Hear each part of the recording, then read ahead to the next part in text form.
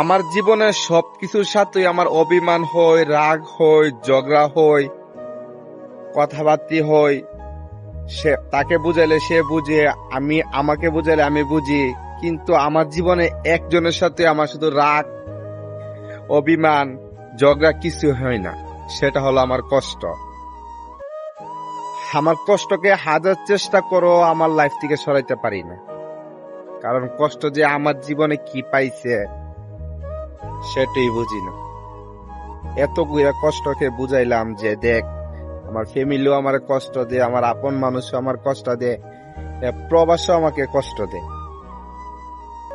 প্রবাসের জীবনও আমাকে কষ্ট দেয়। আমার জীবন থেকে প্রবাস সবকিছু কাইরা নিচ্ছে, আমার আনন্দ, সুখ সবকিছু কাইরা নিচ্ছে।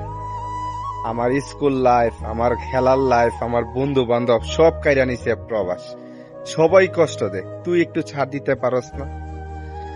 হ্যাঁ, কারণ এভাবে কষ্টকে বোঝানোর পরে কষ্ট আমাকে একটুই আনসার দিছে। সেটা হলো, তার আনসার হলো যে তুই প্রবাসী, তুই ছেলে মানুষ, তোর জীবনে কষ্ট থাকবে না, থাকবো কার জীবনে? তোর জীবনে তো কষ্ট থাকার দরকার, কারণ তুই প্রবাসী। কারণ তুই হাজার চেষ্টা করো, তোর জীবনের কষ্টগুলো তুই কমাইতে পারবি না। তারপরে আমি কষ্টকে জিজ্ঞাসা করলাম যে আমাদের প্রবাসীদের মধ্যে কি আছে যে তোর আমাদের সাথে বসবাস করতে হবে? সে প্রশ্নের উত্তরে কষ্ট আমাকে উত্তর দেয় যে কারণ তোরা প্রবাসী, তোদের মধ্যে যা আছে অন্য যাদের মধ্যে তা নাই।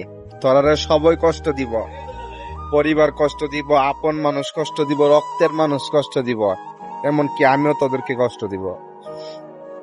তো দিন শেষে একটা জিনিসই ভাবি, আপন মানুষই তো নিজেরে বুঝে না, আর কষ্ট তো পর জিনিস।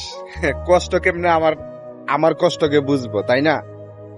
নিজের ঘরের আপন মানুষ, নিজের ঘরের মানুষ, নিজের রক্তের মানুষই তো আমাদের দুঃখ কষ্ট বুঝে না।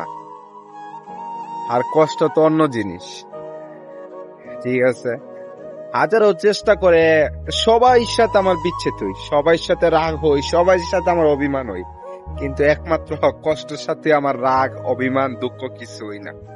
কষ্ট তুই দন্য আমার মতন দিনের পর দিন, রাতের পর রাত, মাসের পর মাস, বছরের পর বছর কষ্ট পাওয়ার মানুষটার কাছে তাইকে আরো কষ্ট দিতে আস। তুই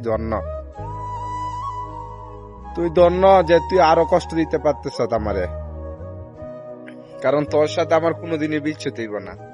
কষ্ট পাইতে পাইতে জীবনে এত ঢুকাচ্ছি, এখনো কষ্টই পাইতাছি। আর তুই যে কি করবে, তুইও মরার আগ পর্যন্ত থাক, তাতে আমার কোনো দুঃখ নাই।